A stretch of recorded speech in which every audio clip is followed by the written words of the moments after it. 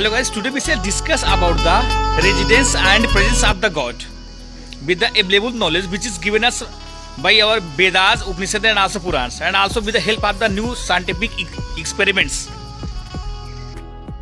God ईश्वर या भगवान जिसकी पूरी तरीके से व्याख्या भी नहीं की जा सकती है। The words are failed to describe। लेकिन हमारे वेदों में ऐसी कई व्याख्याएं की गई हैं कि जो हमें परम सत्य को जानने में मदद करती हैं। आज वैज्ञानिक भी इस बात को मानते हैं कि हमारी सृष्टि में कई डायमेंशंस हैं। 10 डायमेंशंस की एक थ्योरी भी सामने लाई गई है, लेकिन हमारे वेदों और पुराणों में 64 डायमेंशंस के बारे में बताया गया है। तो आज हम आपको इन्हीं वैदिक डायमेंशंस की जानकारी देने वाले हैं और ये भी जानने की कोशिश करेंगे कि भगवान आखिर किस आयाम में रहते हैं। हमारी सृष्टि 3 आयामी है, जिसमें पहला आयाम ऊपर नीचे होना है और दूसरा आयाम दाएं बाएं होना है। हमारी टीवी 2 आयामी है, जिसमें कोई भी चीज या तो ऊपर नीचे या दाएं बाएं की जा सकती है।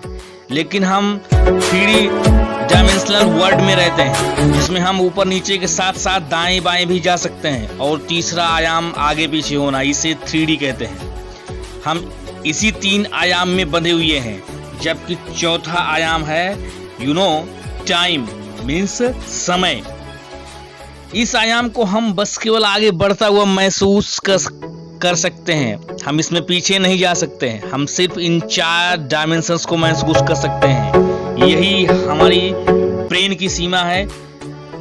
अगर हम अपने वेदों और पुराणों का अध्ययन करेंगे तो हमें पता लगेगा कि हमारे इस 4th डायमेंशनल वर्ल्ड में अदर प्लेनेट के बारे में भी बताया गया है, जहां पर लाइफ एग्जिस्ट करती है। इन्हें लोक या वर्ल्ड्स के नाम से जानते हैं। सत्यलोक, तपलोक, जनकलोक, महरलोक, स्वर्गलोक, भूअरलोक, भूलोक, अताल, बिताल, सुताल, तलताल, महाताल, रसताल। और भूलोक में हम इंसान निवास करते हैं। वहीं भूअरलोक में मृत्यु के बाद में हमारी आत्मा निवास करती है।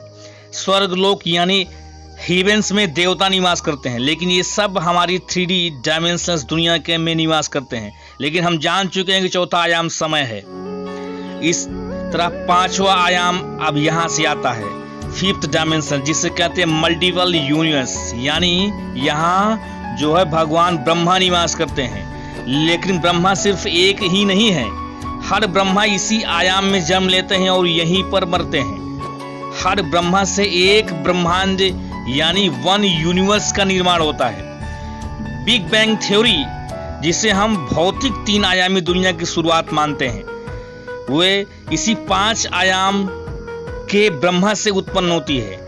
यहाँ से कई यूनिवर्स उत्पन्न होते हैं, जिन्हें हम मल्टीपल यूनिवर्स कहते हैं।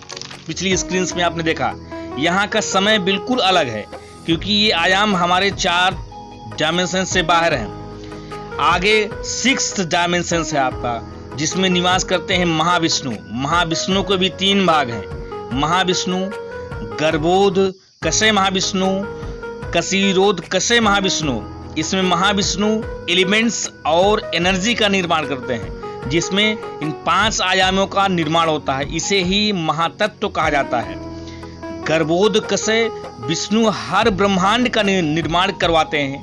उन्हीं से ब्रह्मा का जन्म होता है। उसके बाद कसीरोध कसे विष्णु, वो हमारी 3 डायमेंशनल वर्ल्ड के जो है प्रत्येक एटम या पार्टिकल्स में विलीन हो जाते हैं। जब हम मेडिटेशंस करते हैं तो हम कसीरोध कसे विष्णु को महसूस करते हैं। जब हम इसका ज्ञान पा लेते हैं तो हम भौतिक मायाजाल से बाहर आ जाते हैं। इसे हम परमात्मा को महसूस करते हैं। इसके बाद 7वां आयाम यानी 7th डायमेंशंस, जिसे सत्य आयाम या ब्रह्म ज्योति कहते हैं। इसे हमारे वेदों में आकाशीय त्रिकोण की तरह प्रस्तुत किया जाता है। एक योगी जब गहन साधना करता है तो इसी आयाम को महसूस करता है। इसी डायमेंशंस में वो सारा चीज समाया हुआ है, वो अनंत ज्ञान, जिसकी मदद से मनुष्य देवता की श्रेणी से भी ऊपर चला जाता है। इस आयाम का बोध पाने वाला महाज्ञानी होता है, जिसे ज्ञान चक्षु एक चरम सीमा तक पहुंच जाते हैं। इसके बाद 8वां आयाम आपका आता है जहाँ पर भगवान शिव भौतिक रूप में निवास करते हैं, कैलाश। उनका कार्य इन 7 आयामों को संतुलन बनाए रखना है। इसीलिए सिद्ध योगी भगवान शिव को पाने की कोशिश करते हैं, क्योंकि सत्य आयाम के ज्ञान को जो पाकर हर योगी भगवान शिव को प्राप्त करना चाहता है। यही मोक्ष का रास्ता है। उसके बाद आपका जो है 9th डायमेंशन जो आपका आता है, 9वां आयाम जो आपका आता है, यहाँ पर जो है भगवान नारायण वास करते हैं, इसलिए इसको बैकुंठ कहा जाता है। मोक्ष प्राप्त करने का मतलब इसी आयाम में परमात्मा में समा जाना है। हर आयाम इसी से बना है। यही आयाम जो है सभी आयामों का निर्माण का स्रोत है। मोक्ष की प्राप्ति पर हर आत्मा शून्य होकर इसी आयाम में विलीन हो जाती है। इस आयाम में बोध भी खत्म हो जाता है। इसके बाद 10th डायमेंशन जो आपका आता है, अनंत आयाम। यही वो आयाम है जहां पर परम सत्य परमात्मा निवास करते हैं। ये आयाम हमेशा से मौजूद था। इस आयाम को आयाम ना कहकर हम सत्य या परमात्मा भी कह सकते हैं। हिंदू धर्म ग्रंथों में इन्हीं को अलग अलग नामों से जाना जाता है। इन्हें ही निराकार अनंत सदाशिव कहा जाता है। इन्हें ही सत्य विष्णु कहा जाता है। इसके अलावा और कई नामों से जाना जाता है। इन्हीं का अंश हर डायमेंशंस में अपना कार्य कर रहा है। इसी आयाम के अंदर किसी न किसी रूप में 64 डायमेंशंस बसे हुए हैं। हम इसकी पूरी जानकारी जुटा नहीं सकते हैं, क्योंकि हमारा बोध अभी उस स्तर का नहीं है।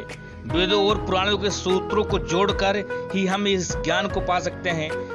गाइस, हमने इस वीडियो को बनाने में बहुत मेहनत की है। कृपया मोटिवेशंस के लिए लाइक, शेयर और कमेंट कीजिए, और आगे भी हम ऐसे वीडियो लाते रहेंगे।